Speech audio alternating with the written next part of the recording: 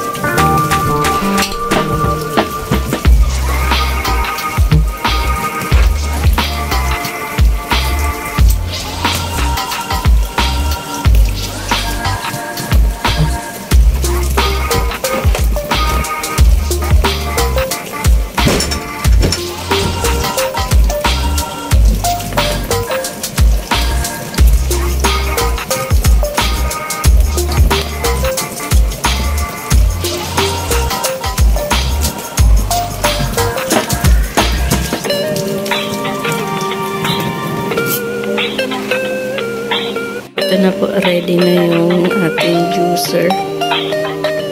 At ready na rin yung ating kale. Nahugasan ko na siya. So, isasalang na po natin sila sa juicer.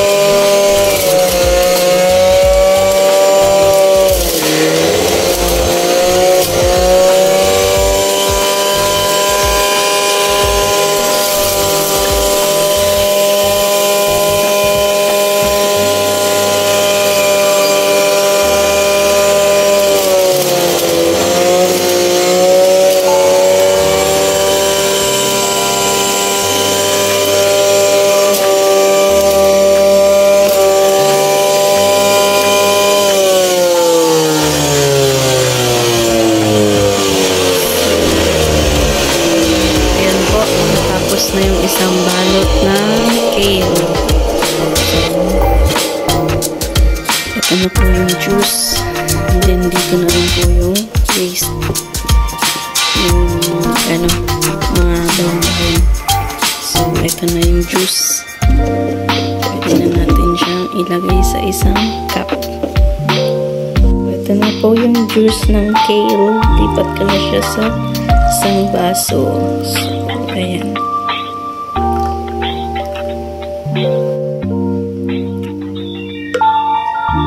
Ayan po.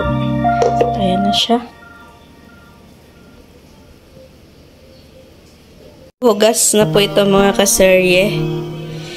Akin na po itong i-slice para maisalang na sa juicer. Pero ito, hindi ko po ito isasama sa juicer. I-squeeze ko po ng separate kasi syempre orange lang naman po yan. So, ayan. Slice ko po muna para maisalang sa ating juicer.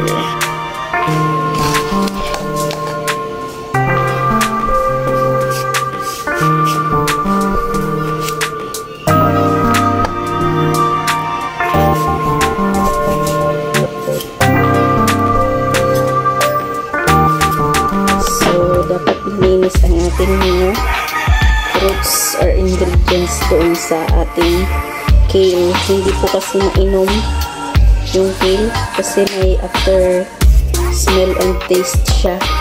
So, kailangan may mga kasamang fruits or other veggies like itong cucumber, green apple, orange, and then ginger.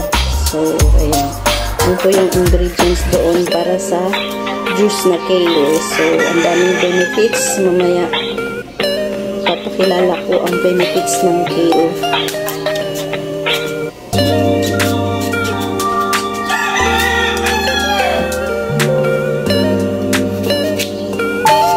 Ayan, para salang na lang po na salang doon sa juicer.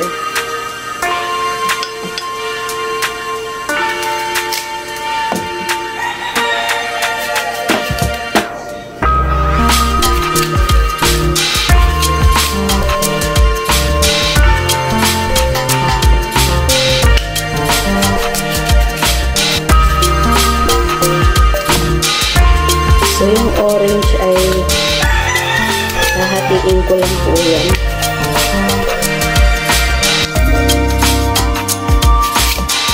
Ikakat ko lang po yan ng half para i-squeeze ko din sa isang squeezer. So, maganda talaga pag kumpleto ang dami.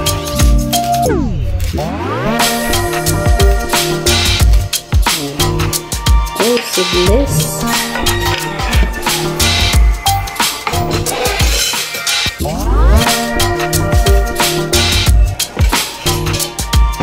Ayan, ready na po siyang isalang. Akin na pong na-slice lahat. So, isasalang na po natin ito doon sa juicer. Squeeze ko po muna yung orange.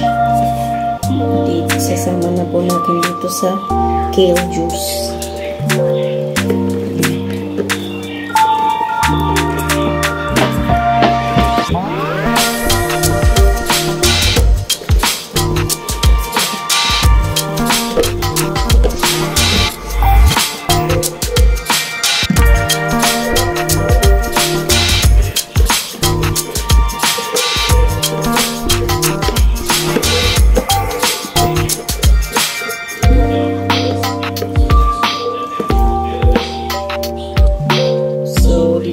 Sa last piece, last half ng orange.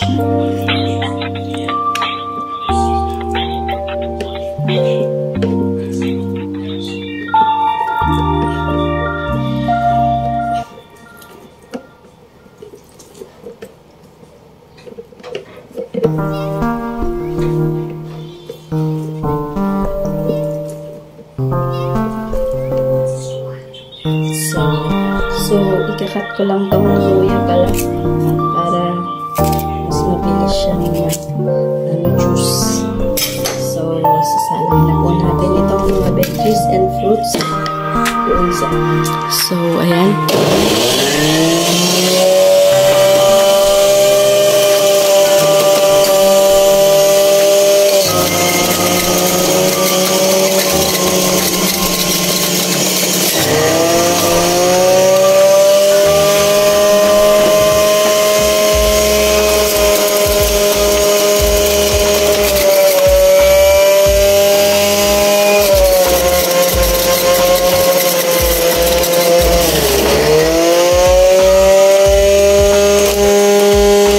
So, ayan yung kagandahan sa juicer na to kasi kahit may balat at buto-buto yung prutas at gulay ay naju-juice niya. So, ayan.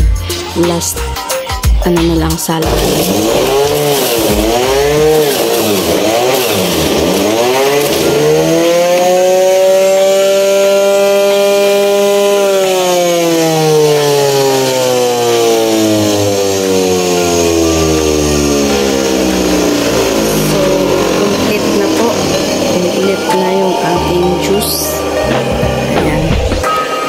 The taste kaya lasa nito mga kasari.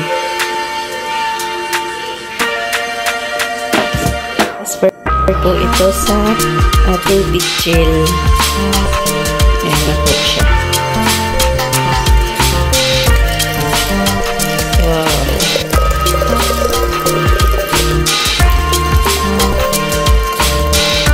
Ang daming magawa. Sama natin yung mga pulp ng orange.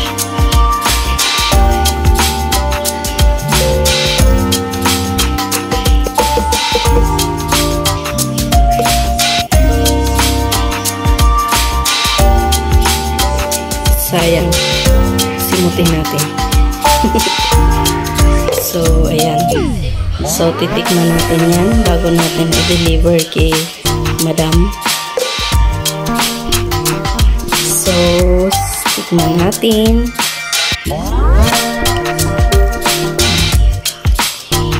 Kasi nung pag-juice ko nung kale, mga kaserye, tinikman ko siya ng puro hindi madrawing yung aking mukha sa lasa. Kung nakatikim na kayo nung malunggay leaves na pinipiga na fresh, ganun po yung lasa niya pero mas sobra pa. Hindi mo talaga siya maiinom. Kaya nilagyan ng mga fruits and ginger, cucumber para mas sumarap yung lasa niya. So tikman na po natin.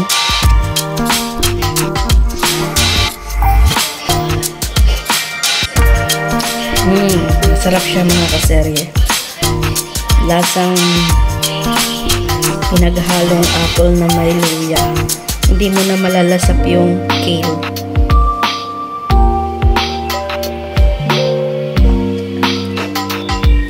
So, ang sarap niya na, mga kaserye. Ayan.